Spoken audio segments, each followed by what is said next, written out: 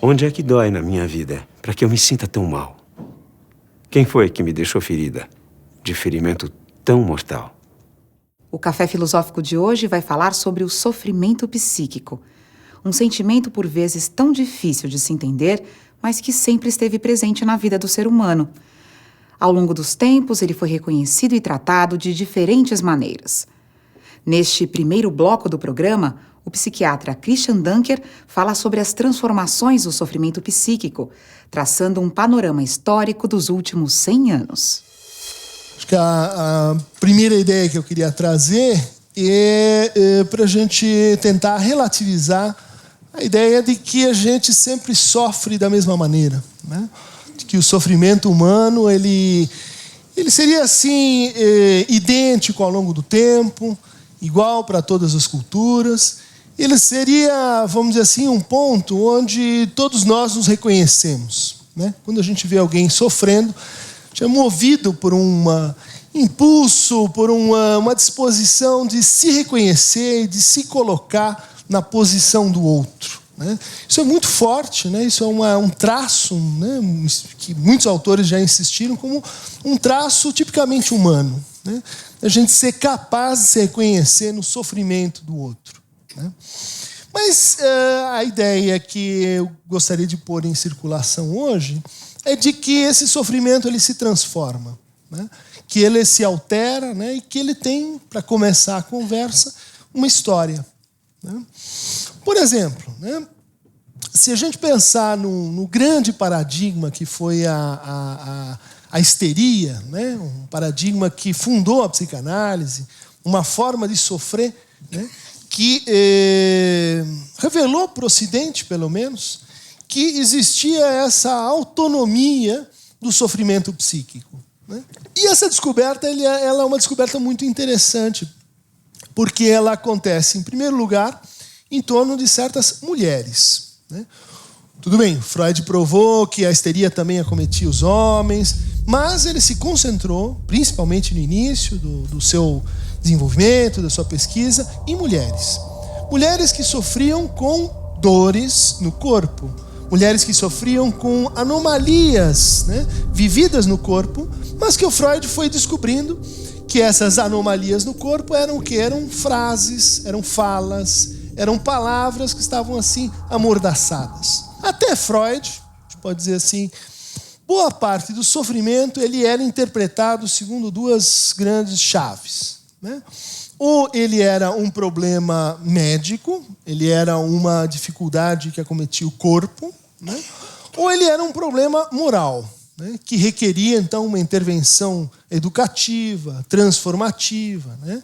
E o psíquico, né? Tal qual a gente entende ele ainda hoje, não possuía assim uma dimensão de dignidade própria para a gente poder dizer assim, não, esta pessoa ela está sofrendo, mas ela está sofrendo mentalmente, ela está sofrendo com algo que diz respeito à sua subjetividade, né? Então, quando o Freud inventa a psicanálise, ele não está só inventando um método de tratamento, ele não está só inventando uma teoria sobre o inconsciente, né? Ele está validando, ele está pondo em relevo essa experiência universal, né, que seria o sofrimento psíquico. Freud, então, pode ser o nosso, vamos dizer assim, a abertura dos nossos trabalhos em termos de um autor que fundou o sofrimento enquanto sofrimento psíquico. Mas eu queria lembrar que ele não era o único, né? A história, vamos dizer assim, relegou outros paradigmas, outras propostas de sofrimento que eram contemporâneas do Freud. Por exemplo, por volta de 1890, havia um psiquiatra americano chamado George Beard, né, que descreveu uma síndrome, né, chamada de neurastenia, caracterizada pelo seguinte: o sujeito estava sempre assim irritado, né, sempre assim reativo, falava uma coisa ele respondia, sempre assim sensível a barulhos, mudanças do ambiente, irritadiço, né? E o Beard chamou essa síndrome, ou seja, um conjunto de signos que nem sempre acontecem da mesma maneira em todos os casos, mas que tem uma certa regularidade. Ele chamou esse conjunto de signos de neurastenia. E, vejam só, 1890, ele tinha uma causa para a neurastenia. Ele dizia, esses casos de pacientes neurastênicos estão assim aumentando por quê? A vida moderna. A vida, assim, muito atribulada. As pessoas saindo da vida pacífica no ambiente rural, indo para a cidade. Na cidade, então, se trabalha demais. E as pessoas estão trabalhando demais, estão sofrendo porque estão trabalhando demais, estão criando essa nova forma de sofrer, que era a neurastenia. Vejam só, gente, nós estamos falando de 1890. Estados Unidos, mais de um século atrás. Né? E eu dou esse exemplo para a gente relativizar um pouco, vamos dizer assim, a nossa forma de vida como um modelo universal para todas as formas de sofrimento. Há 100 anos já se discutia que o trabalho, ele é fonte de um tipo específico de sofrimento. Nos anos 40, sucedeu-se uma grande assim, preocupação com os clínicos em torno de um tipo de neurose que era diferente da neurose descrita pelo Freud. Ou seja, histeria, da qual falamos um pouco, fobia, medo de um objeto, e neurose obsessiva, caracterizada por ideias fixas, ideias que a gente não consegue se separar, que tomam conta da gente, às vezes ideias de purificação, de limpeza ou de perigo. Essas 3 formas de neurose eram também as 3 formas primeiras de sofrimento. Na época do Freud, 1890, 1930. Já no pré-guerra, pós-guerra, surge uma outra forma de sofrer, chamada neuroses de caráter. E as neuroses de caráter tinham uma compleição clínica muito curiosa. Por quê? Porque elas se caracterizavam por uma falta de implicação ou de reconhecimento do sofrimento pela própria pessoa. Então, é aquele tipo de neurose em que todo mundo sofre, menos o próprio sujeito. Porque para ele, esse é o meu jeito de ser. Ele tem que, sei lá, sistemático, as coisas têm que ser assim, e eu aprendi desse jeito, é a minha forma, ame-o ou deixe-o. Quer dizer, esse tipo, vamos dizer assim, de personalidade que sou eu, não tem nenhum problema. Agora, pergunte para a esposa, pergunte para os filhos, pergunte para o patrão. Quer dizer, todo mundo em volta sofrendo e o sujeito ali dizendo, não, comigo está tudo bem. Por exemplo, o alcoolismo nessa época era considerado um dos subtipos da neurose de caráter. Passemos, sei lá, para os anos 50, 60, o pós-guerra. Surge uma outra forma dominante de sofrer, que são as chamadas neuroses narcísicas. Que também, quando apareceram, os clínicos diziam, puxa, mas eu não sei lidar com isso, porque eu sei curar ou histerias e neuroses obsessivas, ou neurose de caráter agora, mais ou menos, mas isso que está acontecendo aqui eu não sei direito. Por quê?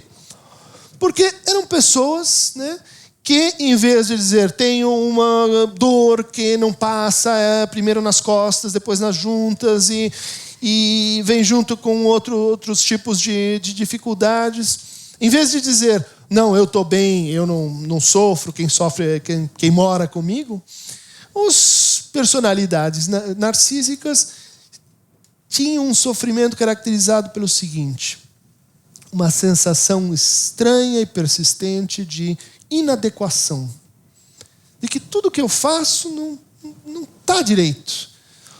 Um sentimento de vazio, um sentimento de falta de sentido nisso tudo, um sentimento de exílio em relação ao mundo. Quer dizer, como se eu estivesse vendo um filme, está tudo no seu lugar, está tudo funcionando, está tudo normal, só que eu não me sinto pertencendo a esse cenário, a esse filme.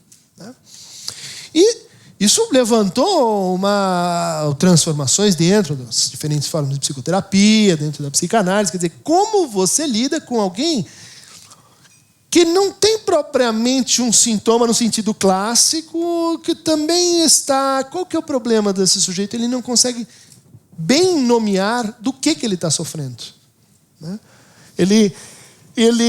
A sua queixa é assim difusa, é oscilante. Como é que a gente cura alguém que, por exemplo, perdeu a crença na vida, né? Como é que a gente trata alguém que não tem mais sentido para continuar andando? Claro que daqui a pouco você pode chamar isso de depressão, mas os pacientes com dificuldades narcísicas não eram deprimidos. Eram pacientes que a história começava assim: não tem mais sentido na minha vida. Quer dizer, o terapeuta tinha que fornecer esse sentido, ele tinha que recompor o sentido, ele tinha que funcionar mais ou menos como uma promessa de que é possível a felicidade. Problema que ocupou aí clínicos e teóricos sociais, né? Foi em cima desse tipo de sofrimento que autores como Christopher Lasch disseram: não, mas essa forma de sofrer não é um caso patológico particular. Isso é a forma primeira como a gente está vivendo, né? E, a partir disso, propôs um modelo, né? Um conceito chamado cultura do narcisismo, né? Essa forma de sofrimento que aparecia condensada em alguns era, vamos dizer assim, a expressão maior do nosso laço social, né?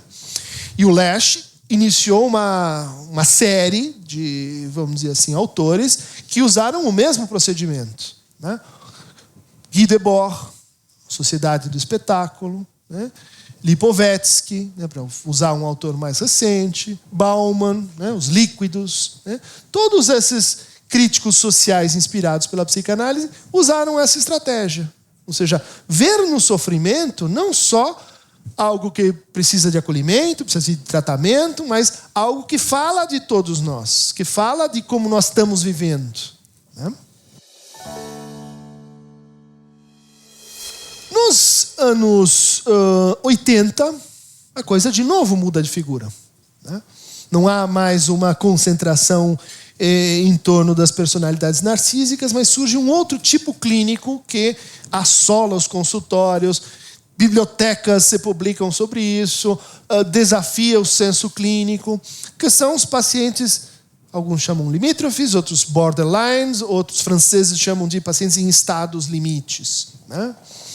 Ou seja, sinteticamente, né? Pessoas que desafiam e se perturbam, estão sempre fora de aceitação com relação ao laço com o outro, né? Então, toda forma de laço que eu consigo estabelecer com o outro se torna um problema, porque é um laço. Então tem expectativas, tem demandas, tem tempos, e daí eu começo a atacar esse laço, né? E daí posso ser agressivo com o outro, não pelo que o outro fez, de fato, mas porque eu estou tendo um laço com o outro e há uma problemática fundamental com essa articulação de relações com o outro. Nos anos 2000, né, essas formas de sofrer se catalisaram em torno das depressões, do pânico, da anorexia, né? Isso serve, espero, para mostrar a vocês que a gente tem, no mesmo tempo, várias formas paradigmáticas de sofrer e, ao longo do tempo, transformações, né, que vão exprimindo que não estão no ar, que não depende da água que a gente bebe, mas que diz respeito às transformações nos nossos laços sociais, de trabalho, de relação familiar, de relação consigo mesmo e assim por diante. Christian Dunker lança uma curiosa investigação a respeito do sofrimento psíquico. No próximo bloco.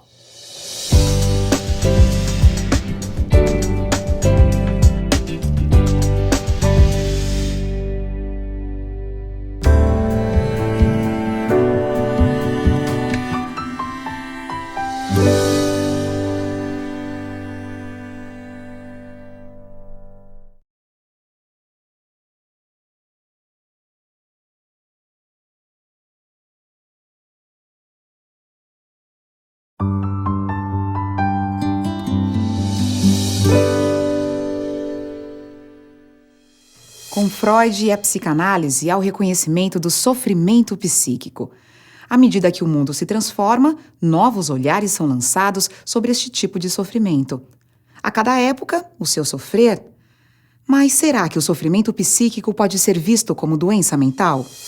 Segunda nota introdutória, né? A gente poderia dizer assim, então, que nós estamos falando de doenças mentais, né? E a história das doenças mentais, a variedade das doenças mentais, a responsividade cultural das doenças mentais, né? E aqui eu vou chamar um autor, que é o Jacques Lacan, um psiquiatra, neurologista e psicanalista, que reformulou muitos fundamentos da psicanálise e, entre outras reformulações, foi um forte crítico da ideia de doença mental, né? E um autor que inspira muito a gente a pensar a noção de sintoma e a noção de sofrimento, que é o nosso objeto hoje aqui, né? Ou seja, Lacan tem uma crítica das doenças mentais, na qual ele diz assim, em primeiro lugar, não são doenças. Não são doenças. Doença tem começo, um meio e um fim. Doença tem uma causa. Doença tem que você pode ou não agir sobre ela, mas tem que ser mais ou menos conhecido, né? A doença, ela é um processo que é independente do sujeito, né? Quer você queira ou não, tuberculose vai marchar dessa forma. Quer você queira ou não, a lepra a hanseníase vai marchar segundo padrões conhecidos. Você tem isso para a doença mental? Não tem. Não tem. Por isso, até hoje, eu gosto sempre de repetir isso, nenhuma doença mental tem um exame que prove que ela está lá, um raio-x que prova que ela está lá, uma neuroimagem que prova que ela está lá, um teste nos seus neurônios, na sua química mental que prova que, bom, aqui tem uma depressão, sei lá, ou uma psicastenia, ou uma histeria, ou que seja, né? Portanto, Lacan objetava fortemente de que as doenças mentais são doenças, né? O que não quer dizer que elas não sejam formas de sofrimento. Porque essa é a reversão perigosa. Você dizer assim, então se não é uma doença, então é frescura, né? Falta de vontade. É um tipo de... Enfim, tá miguelando o cara. Tá, assim, inventando um negócio. É psicológico. Sabe aquele psicológico que quer dizer, não é nada. Como se o psicológico não fosse alguma coisa. Mas, então, cuidado, né? Uma doença não é uma doença, mas isso não quer dizer que não seja uma forma de o quê? De sofrimento, né? É muito importante não recusar isso, né? Mas o segundo ponto é extremamente interessante para um psicanalista. Porque ele dizia assim, nem são doenças e nem são mentais, né? Nem são, vamos dizer assim, uma patologia, uma deformação vamos dizer assim, a personalidade essencial da pessoa, né? Quer dizer, o seu jeito de ser, né? A sua mente. Então, a sua mente tem uma mente que seria assim, a mente normal, e tem a mente que vai assim se depravando, se degenerando, se desviando, né? Desse modelo de funcionamento mental, que seria o de todos nós, e que, então, as doenças mentais, mesmo que elas não sejam muito doenças, elas são mentais. Lacan dizia, não tem nada de mentais, nem de doenças, né? Bom, aí vocês vão dizer o que sobrou, né? Você é uma das duas, né? Aqui tem uma consideração muito simples a fazer, né? Como é que a gente descobre que uma coisa é um sintoma? A gente recebe um paciente, ele começa a falar da vida e sim, vai pedir para que alguma coisa se transforme. Como é que nós vamos caracterizá-lo? Se ela não é nenhuma doença e nem uma coisa que brota na mente, né? Clinicamente é relativamente simples, né? Um sintoma aparece toda vez que a gente tem algo que precisa ser feito, que tem que ser feito, que imperativamente se coloca para um sujeito, né? Que ele, por exemplo, um neurótico obsessivo que tem medo que quando ele vai sair de casa, ele vai deixar a porta da casa aberta e virão ladrões, né? Ele tem que conferir 5, 10, 12 vezes que ele fechou a porta, né? Ele sabe que ele fechou. Ele sabe que ela está fechada. Mas existe uma coisa, né, uma força maior, vamos dizer assim, que o coage, né, o que o impele a fazer assim. Né? E assim com todos os sintomas dessa família. Né? Quer dizer, sei que se eu disser isso vai dar tudo errado, mas eu não consigo me impedir de falar aquela bobagem de novo no almoço de domingo e a família, de novo, pega fogo. Por quê? Porque é uma coisa maior do que eu mesmo. Né? É uma força impelente. Né? Segundo grupo das formas de sintoma. Eu não posso fazer. Eu não consigo. Né? Eu me impeço de. Né? Então, de repente a rua começou a ficar um lugar muito turbulento, cheio de coisas. Eu não me deixo sair de casa. Ou eu não me deixo ir para aquela prova. Ou eu não me deixo dizer o que sinto por uma pessoa. Ou eu não me deixo estar numa festa. Eu não me permito. Bom, e aí vocês podem ter os exemplos que vocês imaginam. Né? Bom, então qual é o critério? Se não é nem a doença, nem o mental. Qual é o critério? O que faz com que um sofrimento seja um sofrimento? Eu posso dizer, então isso aqui nós podemos tratar, pode melhorar, tem algo que fazer. Né? Qual é o critério do sofrimento? Não sei se vocês concordam, mas o que está posto aqui como critério é a liberdade. Né? O que o sujeito perde quando ele tem que, e o que ele perde quando ele não pode, é um fragmento da sua liberdade. Ou um fragmento da liberdade daqueles com quem ele vive. Né? Ou um fragmento da liberdade da sua possibilidade de desejar, ou de sonhar, ou de querer, e assim por diante. Né? Isso muda muito a maneira de pensar o sofrimento. Por quê? Porque se o que está em jogo em toda a forma de sofrimento é um fragmento de liberdade que foi perdido pelas mais variadas razões, porque o outro perdeu, porque o sujeito abriu mão, porque, bom, aí tem motivos e mais motivos. Mas se em todo caso de sofrimento há um fragmento de liberdade que aspira a alguma coisa, o sofrimento, e a gente reencontra aquela ideia inicial, o sofrimento é uma experiência universal. Né? Em toda e qualquer pessoa na qual eu diga, puxa, está havendo aqui um sofrimento, eu não estou diante de um caso particular, como é o caso da doença. A doença é sempre um particular. Né? Esse pegou essa doença, esse pegou outra doença. O sofrimento é diferente. O sofrimento, por essa característica da sua ligação com a liberdade, ele convoca uma dimensão que nos toca a todos. Né? Em cada uma das formas de sofrimento, há, portanto, um pedaço, né, de liberdade a ser reinventado, se vocês quiserem. Bom, objeção, espero que vocês colocam, é o seguinte: mas e os normais? Os normais, aqueles que não sofrem, sei lá, que estão bem na vida, enfim, ou os bem-sucedidos, sei lá, que eles fizeram tudo certo. Né? Resposta no quadro dessa teoria é o seguinte: os normais, no fundo, são normalopatas. Né? São sujeitos... Lembra da neurose de caráter? O sujeito não sofre. Ele está bem, o mundo está caindo. Forma de apatia, patos, né? Quer dizer, sofrimento e passividade. É uma vida um pouco assim, sem aventura, sem intensidade, sem desencontro, é uma vida chata. No fundo, o normalopata seria aquele sujeito que tem uma altíssima disposição à adaptabilidade. Né?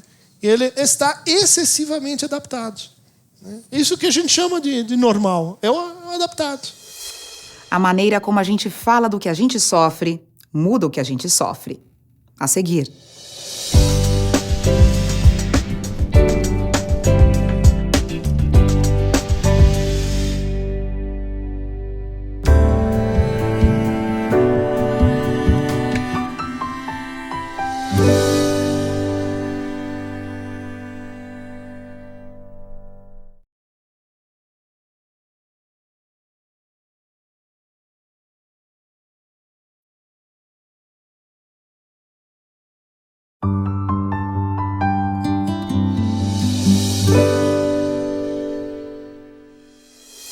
O sofrimento psíquico está relacionado também ao nosso modo de expressão, a maneira como conseguimos falar sobre ele. Mas e quando não conseguimos? A ideia que eu estava querendo apresentar, vinha do Freud, do Lacan, é de que todo o sofrimento depende do seu modo de expressão, né? Ou seja, a forma como a gente fala do que a gente sofre muda o que a gente sofre. Uma ideia tremendamente assim, mágica e muito interessante. A forma como alguém que sofre com tuberculose fala da tuberculose muda? Não, não muda. O cara vai continuar, lembra a doença? Vai continuar daquele mesmo jeito. Agora, com relação ao sofrimento, não. O sofrimento, ele se transforma em função da maneira como a gente fala, e a gente é falado, e a gente é reconhecido, e a gente compartilha ele. Daí uma ideia, então, que vem do Lacan, que a neurose seria um mito individual. Mito é uma expressão falada, né, que versa sobre a origem de algo, que é um articulador de laços sociais, que passa o que de geração em geração, que está numa cultura, o patrimônio de uma cultura. Né? Qual é a ideia do Lacan? Na verdade, ele tirou isso aí do Lévi-Strauss. Né? De que o neurótico é como se ele fosse alguém que tem um mito, só que em vez do mito servir para ele fazer trocas, encontrar mulheres, lidar com situações difíceis, filiar-se. Em vez do mito servir para fazer tudo isso, ele vira um mito individual. Por definição, o mito é coletivo. A função do mito é permitir que a gente viva uma experiência coletiva. Por isso ele passa de pai para filho, por isso ele é contado, né, narrado. Né? O que é a redefinição lacaniana? Não, a gente tem uma forma de sofrer, que é a neurose. E o que ela faz? Ela pega um mito e torna ele um mito individualizado. Um mito individualizado, ele perdeu sua função. Né? Ele não serve mais como mediador de trocas sociais. Né? Mas isso é só um exemplo. Por exemplo, a gente também poderia recuperar a ideia lacaniana de que a psicanálise ela traz uma nova ética ou ela implica uma maneira muito peculiar de se colocar em relação ao que a gente faz, né? E o que a gente fala. Que ética seria essa? Seria uma ética trágica, né? Como a de Antígona, como a de Édipo. Né?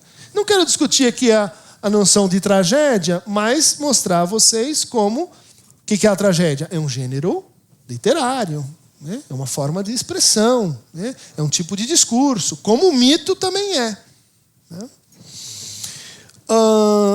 Freud falava em romance familiar do neurótico. Romance é o quê? Balzac, Flaubert, é uma forma de expressão, um discurso, uma narrativa, e é algo que tem que ver o quê? Com a maneira como a gente fala. Uma forma bastante codificada. Tem uma forma de sofrer que é equivalente do romance, outra que é equivalente do mito, outra que é equivalente da tragédia, outra que é equivalente da teoria sexual infantil, para usar uma expressão do Freud. Então, espero ter sido minimamente persuasivo nessa ideia de que o sofrimento tem que ver com reconhecimento, o sofrimento tem que ver com coletivo, individual desse reconhecimento, tem que ver com liberdade e universalização, e tem que ver ainda com, apesar de tudo, uma certa permanência. Ou seja, as formas discursivas variam, mas parece que se transformam, mas há a retenção de alguma coisa. Né? Há a permanência de alguma coisa nessa experiência. Só que a gente não consegue nomear direito o que é isso que fica, né, no sofrimento de um grego do século II a.C., para nós, que permite que a gente se reconheça nele, mas, ao mesmo tempo, não consiga nomear exatamente o que é isso que se repete. O Freud tem um conceito para designar isso, né? Chama mal-estar. E esta coisa que, em cada época, e talvez em todas, não tem lugar e nem tem nome. Cada vez que a gente dá um nome para o mal-estar, ele vira outra coisa, vira sofrimento. Né? Cada vez que a gente articula o sofrimento em narrativas, eles vira outra coisa, vira sintoma. O primeiro dessas novas formas de sofrimento, que na verdade não são tão novas assim, mas que são novas porque começam a se expandir, foi descrita pela primeira vez por um pensador, né, crítico, da escola de Frankfurt, chamado Walter Benjamin. Ele viveu a Primeira Guerra Mundial e ele acompanhou então os soldados que iam para o fronte e que depois, em 1918, voltaram, né, do fronte. Até então, na história do Ocidente e também do Oriente, ir a uma guerra era uma grande aventura. Você podia morrer nessa história, você podia se dar mal, mas se você voltasse, você tinha algo a dizer. Você tinha adquirido uma autoridade experiencial. Você tinha visto a morte de frente. Você tinha visto os limites do humano. Né? E você podia contar essa história. E contar essa história, que é a história do sofrimento, tornava a comunidade mais rica. O que o Walter Benjamin viu com esses soldados que voltavam na Primeira Guerra Mundial? Em vez de contar uma história, eles ficavam em silêncio. Perguntava para ele: ei, conta, o que aconteceu? Não, foi difícil. Silêncio. E ele começou a pensar por que... Primeiro, a novidade da coisa. De repente tem uma forma de sofrimento que não inspira mais uma narrativa, não inspira mais palavras, mas inspira talvez uma outra forma de dizer, que é o silêncio. Né? E Catherine Malabou, né, agora voltando para uma autora contemporânea, tem descrito uma nova forma de sofrimento que ela chama de subjetividade pós-traumática. Subjetividades que não conseguem mais se queixar. Como os soldados lá do Walter Benjamin. Eles não conseguem se dar conta que estão sofrendo. Ou melhor, não conseguem articular o seu sofrimento ao modo de uma tragédia, um romance, uma teoria, ou todas as formas que eu elenquei aqui para consubstancializar a experiência de sofrimento. Isso é um sofrimento completamente novo e bem maluco. Então, o que está acontecendo com as subjetividades pós-traumáticas? Né? Talvez elas não estejam sofrendo porque a verdade não encaixa. Né? Porque o sofrimento pede por dizer uma verdade que não tem destinatário, que não tem forma linguística ou discursiva para se dar. Né? Talvez essas subjetividades estejam numa espécie de proximidade ou de confronto mais agudo com o real. Né? E como que a gente poderia encontrar, vamos dizer assim, um exemplo narrativo? Né? Claro que não é exatamente produzido por esses próprios sujeitos, já que a definição da coisa é que não conseguem nomear, não conseguem articular narrativamente o seu sofrer. Né? Onde que está isso na cultura? Posto que toda forma ascendente de sofrimento é também uma forma de laço social que pede por uma reorganização. Proponho a vocês uma narrativa que é extremamente cativante. Eu acho que não, sim, estou vendo para nós, mas para um público um pouquinho mais jovem. Tratam-se de coisas como zumbis e mortos-vivos. Né? Ouviram? Entraram nessa história? Tem um filme que é um marco, né, da volta dos mortos-vivos. Né?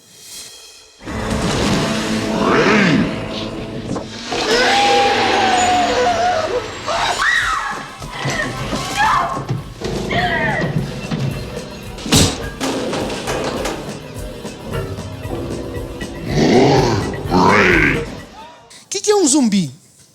Um zumbi é uma figura que geralmente já morreu, mas ele não sabe que já morreu.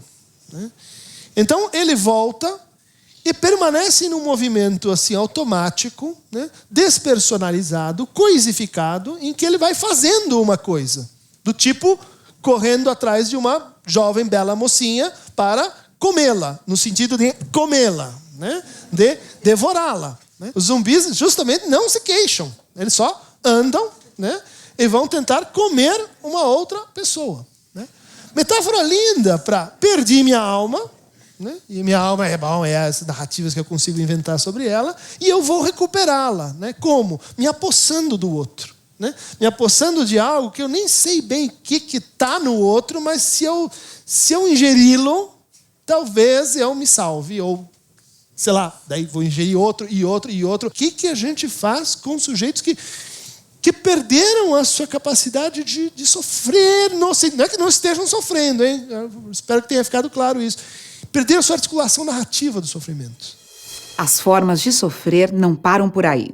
Além do sofrimento em si, pode existir em nós a incapacidade de falar sobre ele e de conseguir que ele seja reconhecido.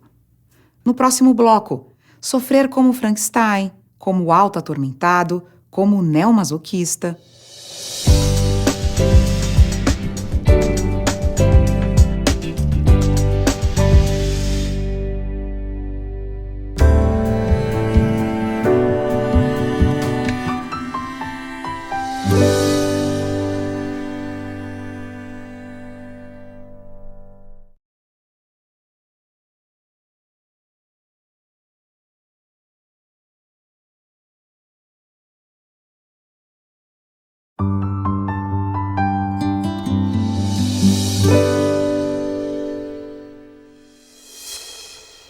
Vocês que vivem seguros em suas cálidas casas. Vocês que, voltando à noite, encontram comida quente e rostos amigos. Pensem bem se isto é um homem que trabalha no meio do barro, que não conhece a paz, que luta por um pedaço de pão, que morre por um sim ou por um não. Pensem bem se isto é uma mulher, sem cabelos e sem nome, sem mais força para lembrar, vazios os olhos, frio o ventre, como um sapo no inverno. Pensem que isto aconteceu. Eu lhes mando estas palavras. Gravem-nas em seus corações, estando em casa, andando na rua, ao deitar, ao levantar. Repitam-nas a seus filhos. Ou se não, desmorone-se a sua casa. A doença os torna inválidos. Os seus filhos virem o rosto para não vê-los. Acho que é um exemplo brutal da força que há quando o sofrimento não é reconhecido na experiência de um sobrevivente de um campo de concentração, que é o Levi, né? E que escreveu um livro, Primo Levi, né? Escreveu um livro obrigatório, né? Não vai atender ninguém quem não tenha lido o que é isto, um homem, né? Que narra justamente esse processo, ele se perguntando num campo de concentração por que uns sobrevivem e outros morrem, né? E como foi possível que isso acontecesse, né? Quer dizer, como foi possível que a vida fosse tratada como algo que não tem valor, está para lá do valor e etc. Bom, Primo Levi escapa de um campo de concentração, ele chega à conclusão de que não é porque o sujeito é melhor, pior, virtuoso, maléfico, que ele escapa, é um imponderável, né? Mas ele sai do campo de concentração e ele tem até se matar, né? Imagina alguém que escapou de um campo de concentração e que termina por se matar. Não queria ser assim causalista, mas era uma pessoa que tinha um mesmo sonho repetitivo, né?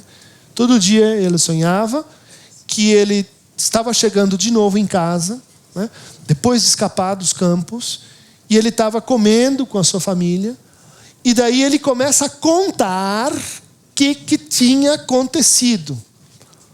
E ele começa a pôr em palavras e testemunhar e dizer, olha, vocês precisam saber que estava acontecendo, que isso aconteceu, que isso não foi uma invenção.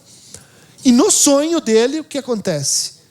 As pessoas começam a bocejar, levantar da mesa, espreguiçar. Ou seja, não reconhecer o que ele tinha para dizer. Tudo bem?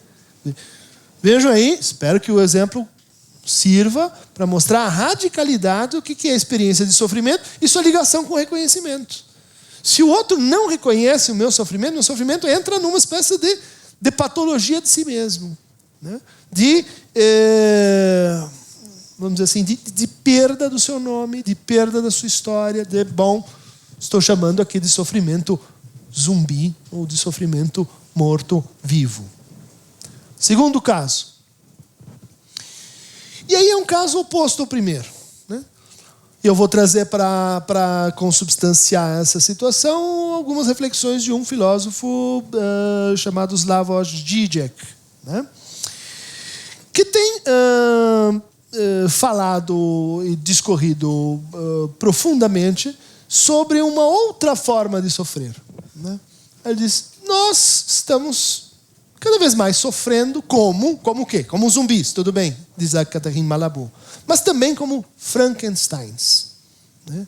O grande herói, o nosso grande, pro Žižek, né? O nosso grande ídolo, né? Em termos de narrativas de sofrimento, aquela que funciona melhor para a nossa época, é Frankenstein, né? Frankenstein é alguém que vive uma experiência constante do quê? De desmembramento entre real, simbólico e imaginário. No seu corpo. O seu corpo é feito por partes costuradas de pessoas diferentes que ele nem sabe quem é, né? Mas, vejam só, ele está, como um bom jornalista, à procura de uma boa história. Ele quer saber quem o criou, o que ele está fazendo aqui. Ele vai procurar o seu criador. Ele tem uma errância, como os zumbis, né? Ele está andando, mas ele sabe que ele está procurando alguma coisa, né?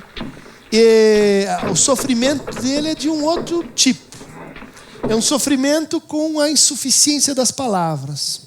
É um sofrimento com toda maneira que eu encontro para dizer eu estou sofrendo por causa disso, me parece insuficiente, me parece postiço, me parece impostura, me parece um apequenamento do meu sofrimento, né? E mais, o Frankenstein é aquele cara que sofre de um sintoma que o Roger Caillois, um psiquiatra aí do começo do século passado, né, chamava de psicastenia legendária, né, que é o seguinte, é aquela pessoa que ela se sente fora do lugar onde ela está, né? Eu às vezes sinto isso. Você sabe que você está ali, por exemplo, numa festa, numa aula e etc. Mas começa a vir uma experiência de que você não pertence ao lugar onde você está, né? Você está fora de lugar, né? Não sei se vocês viram um filme de Woody Allen chamado Desconstruindo Harry, né? Tem uma hora nesse filme em que o personagem, olha, lindo, né? A metáfora, ele sai fora de focos. Ele perde o foco. Sabe essa coisa? A vida tem que ter um foco, metas e objetivos, a pessoa que sabe o que quer. E o pobre Harry, de repente, fica unfocus, né? Ele perde o foco, né? Só que como o Woody Allen retrata isso? Ele desfoca o personagem, ele mexe na câmera e daí o sujeito fica nublado. Você vê que é um cara, mas ele é como se tivesse mal filmado. Ele muda o ajuste da câmera e ele fica unfocus. Só que não metaforicamente, né? Realmente unfocus. I can't. I'll be sitting on the dais. They're eating. They'll get seasick. They'll throw Hold my up. hand. Hold my hand. Hold my hand. Hold my hand. Now relax. Now you drive all the way up here with your son so he can see you get honored, and you're gonna make a jackass out of yourself. But don't you see? I'm a huge blur. You're gonna be all right. Hang it. I'm gonna talk you down. São duas formas de sofrimento ligadas ao quê? À experiência do real. Com nomes diferentes para o real. No primeiro, o real é aquilo que eu não consigo nomear, né? O zumbi, né?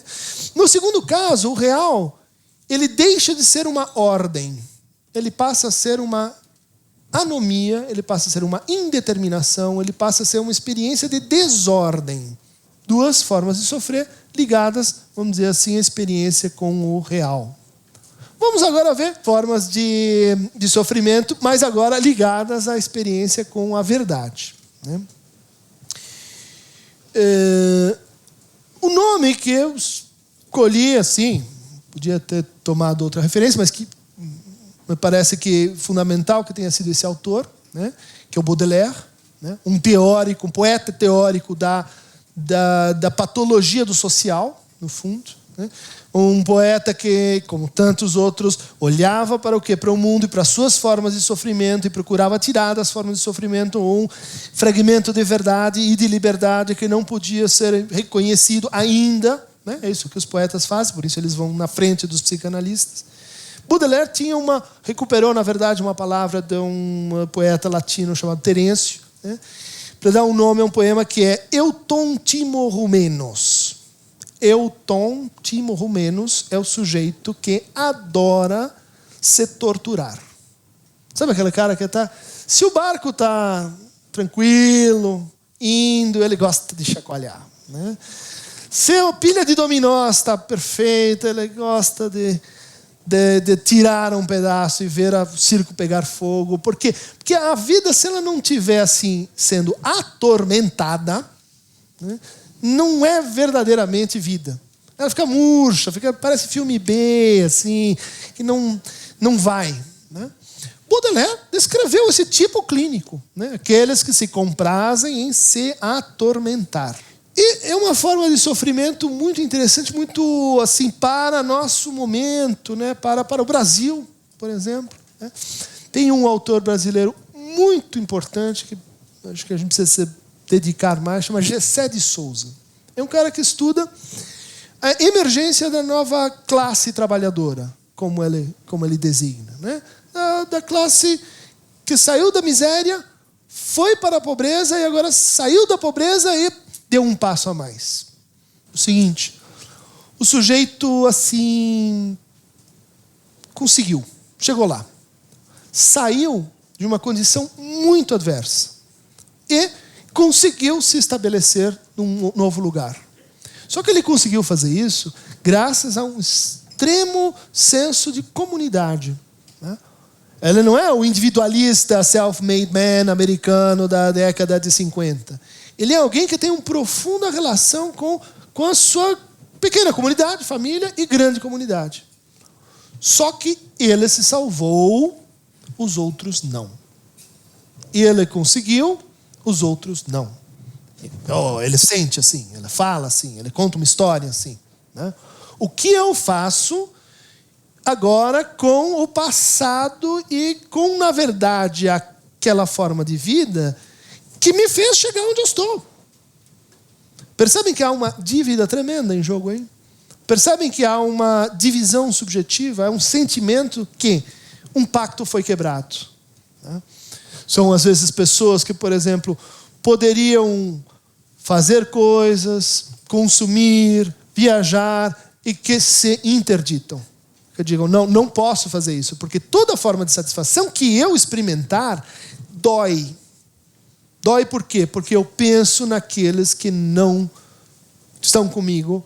Eu penso naqueles que ficaram para trás. Eu penso naqueles que estão sofrendo enquanto eu estou aqui no bem bom. Ou seja, se cria uma divisão subjetiva, um sentimento de que um pacto, não sentido de pacto social, mas um pacto subjetivo, está sendo permanentemente violado. A gente tem um outro personagem em jogo aqui. Esse é mais clássico. Acho que vocês poderiam até adivinhar. Né? Como sofre esse sujeito? Sofre como Hamlet. Sofre como os fantasmas. Os fantasmas, eles tipicamente vêm para quê?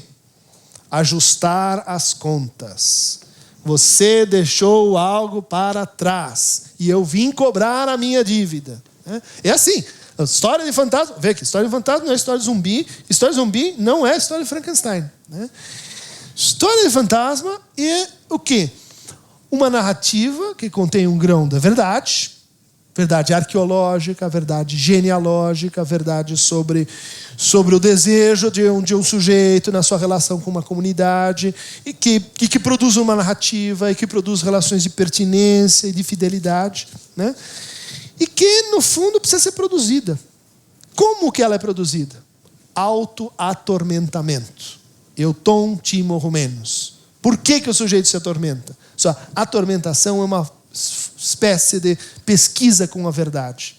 De, vamos dizer assim, inquietação com o que aconteceu com a sua história. Né? Por que ele e não o outro? Né? Como dizia, bom, de novo aí o Lacan, né? A verdade do sofrimento neurótico é ter a verdade como causa. Agora eu estou introduzindo uma outra ideia. Né?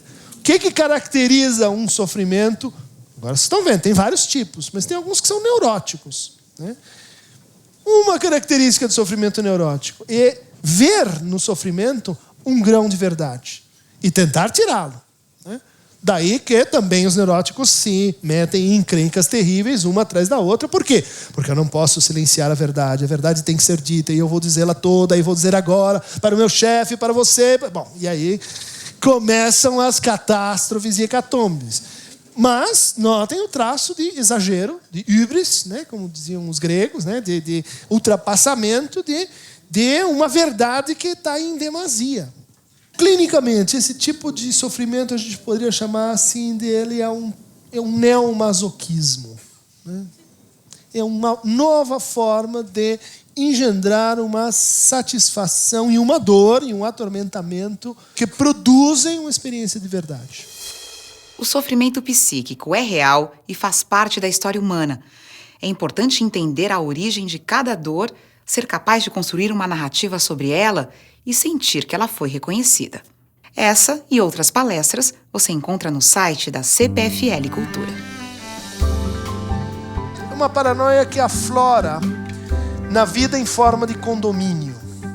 Sabe o condomínio? Muros. Finalmente a barbárie ficou para fora. Estamos então num ambiente artificial onde tudo foi pacificado.